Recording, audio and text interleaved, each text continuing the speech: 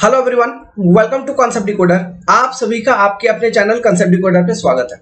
बस 5 मिनट बात को सुनिए, बहुत ही इंपॉर्टेंट डिस्कशन करने वाले हैं। What is meaning of success in your life. देखो यार, इस धरती पे चाहे कीड़ा मकोड़ा देख लो, बड़े बड़े जानवर देख लो, कुत्ता, बिल्ली, मछली, शेर, इंसान देख लो, हम भी एक तरह का सोशल एनिमल है। सबको एक ही चीज चाहिए, सक्सेस। सबकी लड़ाई एक ही चीज के लिए है, सक्सेस। अब ये सक्सेस है क्या?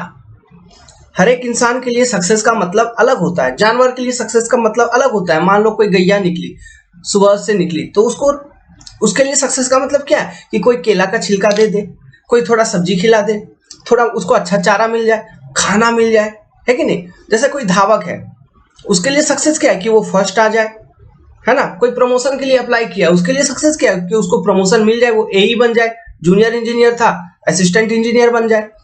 तो सभी के लिए सक्सेस का मतलब अलग अलग होता है। कोई बच्चा है, उसके लिए सक्सेस का मतलब क्या है कि आज दिन भर में उसको 5-6 चॉकलेट मिल जाए, मतलब उसको सोचेगा आज का दिन मेरा सक्सेस हुआ। तो यही सब चीज है। तो हर एक के लाइफ में सक्सेस का मतलब अलग होता है, हर एक एज ग्रुप पे सक्सेस का मतलब अलग होता है। If you are a student, यदि आप विद्यार्थी हो, तो आपके लिए सक्सेस का मतलब क्या होगा कि जो भी मैंने पढ़ा लिखा है उससे मेरे को अच्छा नौकरी मिल जाए, अच्छा रोजगार मिल जाए, मैं अच्छा काम करने लगूं, अच्छा पैसा कमाने लगूं, घर द्वार अच्छे से संभालूं।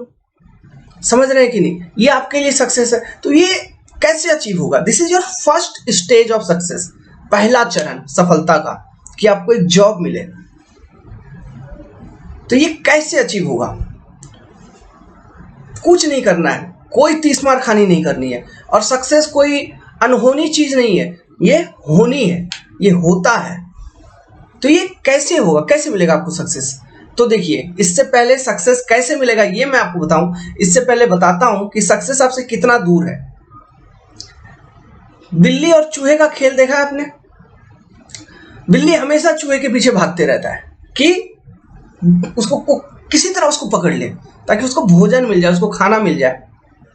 अब उसको पकड़ने के पीछे कभी गौर से देखना, चूहे कहाँ रहते हैं? बिल के अंदर। तो बिल्ली क्या करेगा? बिल्ली जाएगा और उसके बिल के जस्ट नीचे, बिल जनरल का दीवालों में होता है, गांव घर में देखोगे जो दीवार सब होता है उसमें बिल होता है, या फिर खेत वगैरह में भी चूहा बिल करके घुस जाता है। तो खेत वगैरह में तो जल्दी बिल्ली जाता नहीं है, लेकिन घरों में बिल्ली घूमते रहता है, ताकि चूहा तो मिलेगा ही मिलेगा, नहीं मिला तो रोटी मिल जाएगा, दूध मिल जाएगा, कबूतर चिड़िया पकड़ लेता है बिल्ली कुछ। तो ये सब चीज उसके लिए सक्सेस है। तो हम चूहे और बिल्ली का बात करते हैं।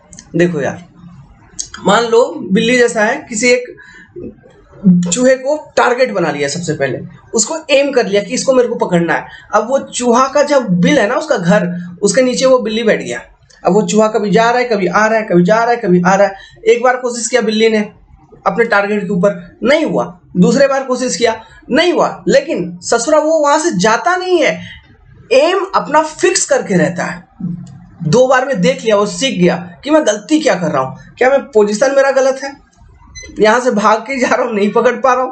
कुछ जो भी है, उनका भी अपना दिमाग है, वो भी अपना दिमाग लगा लेते हैं, शिकारी दिमाग, और लगा के फिर किसी ना किसी तरह उसको दबोच ही लेता है, पकड़ ही लेता है ससुरे को। तो उसी तरह से सक्सेस आपको अचीव होगा। आपको बिल्ली बनना है, और जो नौकरी है ये है चूहा। आपको बनना क्या है? बिल्ली। तो नौकरी को बना दिया आपने क्या? चूहा। तो इसको चूहा बनाओगे तो मतलब सबसे पहले उस टारगेट को फिक्स करना होगा। आपको एम को, अपना जो एम है उसको फिक्स करना होगा।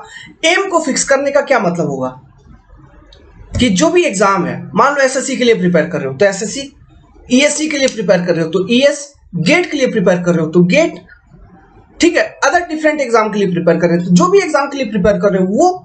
अब देखो यार, अगर बिल्ली के पास, अगर बिल्ली देखता कि 14-15 चूहे आ रहे जा रहे हैं, आ रहे जा रहे हैं, आ रहे जा रहे हैं, तो वो किसी एक को भी जल्दी नहीं पकड़ पाता, क्योंकि सब अपना अपना इधर उधर भाग जाता। बिल्ली यही सोच में रह जाता कि वो किसको पकड़ेगा।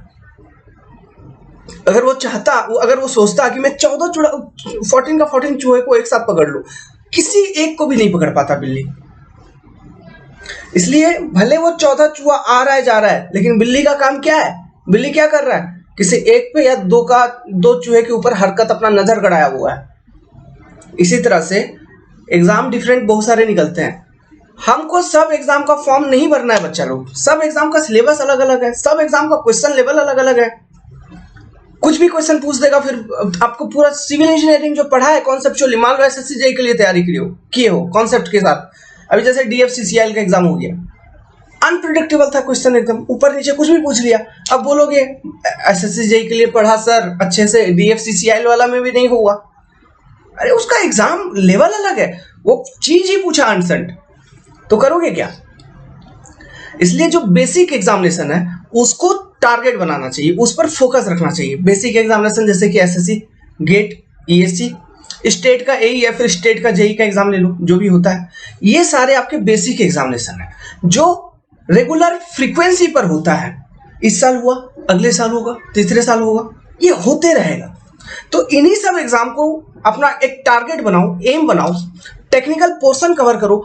अब देखो टेक्निकल पोर्शन, यूपीपीएससी के लिए अलग बैच, ओपीएससी के लिए अलग बैच, है ना, एपीपीएससी के लिए अलग बैच, केपीएससी के लिए, ऐसा कुछ नहीं है। जो स्ट्रेंथ ऑफ मटेरियल वहां है, same strength of material Orissa वाला पढ़ेगा, same strength of material Kerala वाला पढ़ रहा है, same strength of material Andhra वाला पढ़ रहा है, same strength of material Bihar का बंदा पढ़ रहा है, दिल्ली का पढ़ रहा है, हरियाणा का, ऑल ओवर इंडिया सेम है। Force is force, shear force is shear force, bending moment is bending moment, इसमें कोई डिफरेंस नहीं है। ये चीज एकदम ध्यान में रखना। तो उसी तरह से कोई भी मतलब जैसे जेई का, उसका एक अलग लेवल पे प्रिपरेशन चालू कर दिए, एसएससी का उसका एक अलग लेवल पे एसएससी ओरिएंटेड चालू कर दिए, ऐसा नहीं करना है। सिविल इंजीनियरिंग को पहले एक बार अच्छे से सारे सब्जेक्ट को कंसेप्चुअली अच्छे से क्लियर करो, फिर जितने भी ऑब्जेक्टिव क्वेश्चंस हैं, है ना, एम का मतलब क्या होता है, एम बनाया मतलब एग्जाम को, जैसे मतलब बिल्ली जैसे चूहे के ऊपर नजर गड़ाया हुआ था, उसका हरकत देख रहा था, क्या कर रहा है क्या नहीं कर रहा है, उसी तरह से हमको सिलेबस देखना है एग्जाम का, उसका क्वेश्चंस को सॉल्व करना है। तो उसका क्वेश्चन को सॉल्व करना है मतलब खाली क्वेश्चन सॉल्व करने नहीं बैठ जाओ, बहुत सारा क्वेश्चन। अरे मैं खुद आपको नहीं कम से कम तो 1 करोड़ क्वेश्चन दे दूंगा, याद कर लो सब, फिर देखो एसएससी में बैठो एसएससी में, वहां पर भी मुश्किल होगा आंसर करना आपको। 1 करोड़ क्वेश्चन याद करने के बाद भी, एक तो याद नहीं होगा, लेकिन याद कर भी लोगे तो दिक्कत होना शुरू हो जाएगा, तो वो नहीं करना है। लेकिन हाँ, सब्जेक्ट दिमाग में है, कोई भी क्वेश्चन दे, 95% चांस है कि आप क्वेश्चन लगा दोगे। 5% हम फैक्टर ऑफ सेफ्टी मतलब रिस्क फैक्टर लेके चलते हैं कि कोई भी एग्जाम में 5% का क्वेश्चन इधर उधर हो जाएगा, लेकिन 95% क्वेश्चन आपको जवाब आता होगा। उसमें से भी मान लो 80% लगा रहे हो, 15% ऐसे क्वेश्चन है जो थोड़ा लेट हो गए, क्वेश्चन नहीं बना पाए, टाइम टेकिंग हो गया, छोड़ दिए, इंटेंशनली छोड़ दोगे, या फिर कॉन्सेप्ट आता है, चीज देखा है लेकिन अभी भूल गया, एग्जाम में नहीं हो पा रहा है, ऐसा होगा। तो मान लो कम से कम 80% तो लगा दोगे, तो 80% लाओ ना भाई, एग्जाम में जाओ 80% लाओ, नौकरी हो जाएगा। कोई भी एग्जाम में जाओ 80% लेते आओ, टॉपर बन जाओगे। ईएससी में तो रैंक 1, एसएससी में रैंक 1 लाइए तो 80%, गेट में रैंक 100 के अंदर तो आ ही जाओगे।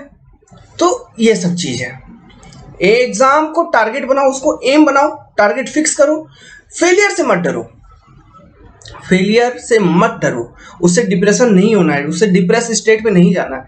फेलियर आपको डिफाइन करता है, आपको सुधारता है।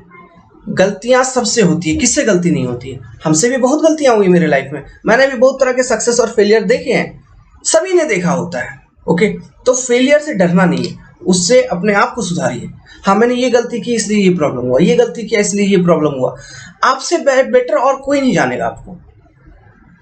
तो आपका सबसे अच्छा मित्र, सबसे अच्छा दोस्त आपका ये आपका हृदय, आपका मन है। उससे पूछो कि मैंने क्या गलती किया यार, उससे पूछो, वो बताएगा। और तुम ये जानते हो कि क्या गलती की हो, तो उसके पीछे मेहनत करो, हार्ड वर्क करो और उस चीज को सुधारो। जिस दिन वो कर लिया ना मेरे भाई, फिर कोई दिक्कत नहीं होगा। ठीक है, दूसरे से मत पूछो, या फिर किसी तीसरे व्यक्ति के ऊपर ट्रस्ट मत करो। तुम्हारा जीवन है, तुम्हारा लाइफ है, इतना बड़ा रिस्क तुम किसी दूसरे के ऊपर कैसे डाल सकते हो? अपना सब कुछ खुद ही संभालना है, समझ रहे हैं ना? तो कोई आपका जिम्मेदारी नहीं लेगा, ये दुनिया ही ऐसा है, बहुत बेरहम है, वेरी क्रूएल। दया, किसी को 2-4 रुपया 10 रुपया दया होता है, वो काइंडनेस होती है, लेकिन ऐसे कुछ नहीं होने वाला आगे चल के, ठीक है। सो अपना मेहनत करिए, पढ़िए, सिलेबस के अकॉर्डिंग पढ़िए। और देखिए नॉन टेक्निकल जो पार्ट रहती है, नॉन टेक्निकल पे कंपटीशन का नंबर ऊपर नीचे हो जाता है, तो नॉन टेक्निकल सिलेबस को बहुत डिटेल में करना है। कुछ कुछ नॉन टेक्निकल बता देता हूं जिसको तो करना ही करना है। जीके जीएस कर लो, जनरल साइंस, ये कहाँ से करोगे? लूसेंट का किताब पढ़ो ना यार, गूगल विकिपीडिया पढ़ो ना यार, कोई कोचिंग की जरूरत नहीं है। गूगल विकिपीडिया पढ़ो, लूसेंट का किताब पढ़ो। मैं तो ये समझ नहीं पा रहा था, मतलब पा रहा हूँ कि बच्चा अभी 5th 6th 7th 8th 9th 10th सब कुछ वही पढ़ा है। History geography, civics, history geography, civics, science, physics, chemistry, biology, kidney, heart, liver, सब कुछ हम लोग पढ़े ही है बचपन से यार। +2 तक में जो साइंस वाला विद्यार्थी है वो पढ़ लिया साइंस को, हिस्ट्री वाला विद्यार्थी हिस्ट्री पढ़ लिया, फिर उसके बाद कोचिंग। अरे उतना ही तो नॉन टेक पूछता है, उसको पढ़ने के लिए फिर उसको कोचिंग, फिर 50,000 60,000, क्या मतलब है? 4 महीना का गेम है नॉन टेक का, 4 महीना का गेम है। लूसेंट फॉलो करो, गूगल विकिपीडिया फॉलो करो, नहीं तो मेरे को फोन करो, मैं और डिटेल में बता दूंगा कि ये 4 महीना का गेम कैसे है, ठीक है।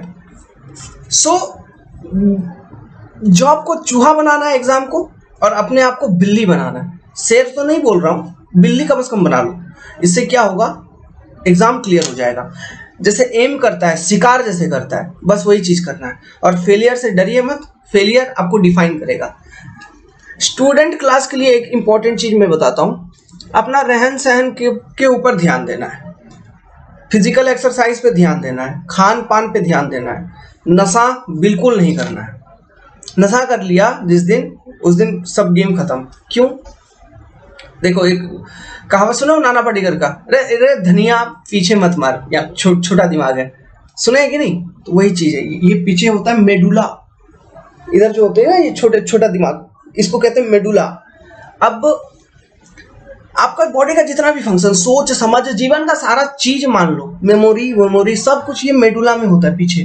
तो इसलिए इधर कोई जोर से मार देता है ना, आदमी सेंसलेस भी हो जाता है। कभी कभी ऐसे लोगों को मरते हुए देखे होंगे, कहीं चोट नहीं है शरीर में, कहीं चोट नहीं है, लेकिन छोटे दिमाग में चोट लग जाने के, बहुत सॉफ्ट होता है ना, बहुत कमजोर होता है ये चीज, और बहुत पावरफुल भी होता है। तो इसलिए हेलमेट पहनते हैं इसको बचा के चलने के लिए। नशा करोगे, शराब पियोगे, सिगरेट, गुटखा, इन सब चीजों से ये कमजोर हो जाती है, बीमारी भी होती है, शरीर में विकृतियां आती हैं, आलस आती है, कंसंट्रेशन, ध्यान ये नहीं हो पाएगा। सो खान पान पे ध्यान देना है, फल फ्रूट खाइए, अच्छा खाना खाइए, रोटी खाइए, चावल भी ज्यादा मत खाओ, थोड़ा खाना पीना कम कर दो। स्टूडेंट लाइफ में बहुत जरूरी है, उससे आलस नहीं आने दो शरीर में। रनिंग करो थोड़ा सा, बहुत जरूरी है, सुबह उठ के रनिंग करो, सुबह सूर्य उदय से पहले उठ जाओ किसी भी तरह से, ये बहुत जरूरी है। और जो एग्जामिनेशन का टाइम है, उस टाइमिंग में आपका दिमाग पूरा अलर्ट होना चाहिए। 9 से 12, 2 से 5, ये टाइम पूरा अलर्ट रखो, और जितना मैक्सिमम क्वेश्चन सॉल्व कर सकते हैं इन्हीं टाइम में सॉल्व करिए।